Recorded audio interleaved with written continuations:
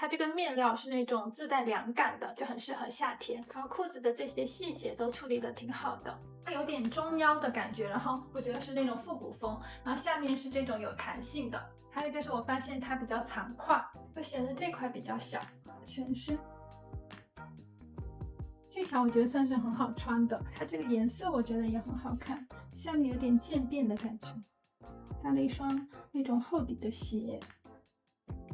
这套有点山系运动风的这种套装比较方便穿，这条内衬会做的比其他的更厚实一些。换好了这一套，这条裤子我觉得也是比较显瘦的，然后也可以把它拉起来。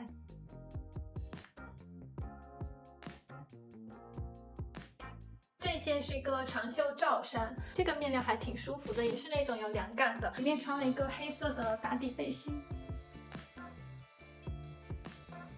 看一下这一套的全身，这条裤子我觉得它的版型很正，是这种刚刚好的宽松度。你可以把它都拿出来，那我觉得拿出来的话，下面可能搭配那种长裙会更合适，其实这样会更显瘦哎。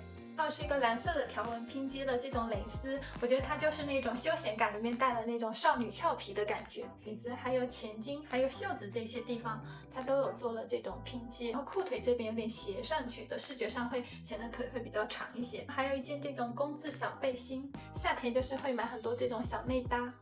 这套穿起来是这样子的。这套对我来说裤子会有一些短，它这种是高腰的。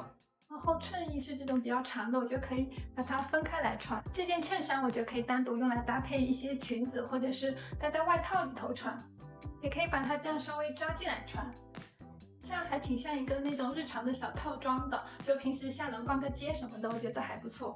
这一套也是一个衬衫加短裤的套装，我发现我买的这裤子也是有点蕾丝边的，它就是很纯的这种白色，然后是个麻料的。那么是这套白色的。它其实颜色各方面我还挺喜欢的，但这个上衣我觉得有点太短宽了一些，裤子我应该会留下。这是一件这种黑色的挂脖小上衣，这个我在去巴厘岛的时候我穿了我朋友的，然后我觉得还挺好看，我就下单了。整一件它其实有一点点松散，但我觉得整体还挺好看的，我就留下了。是这件黑色的挂脖小衫。这件我觉得就很适合度假来穿，当时我买了一个这个草编包，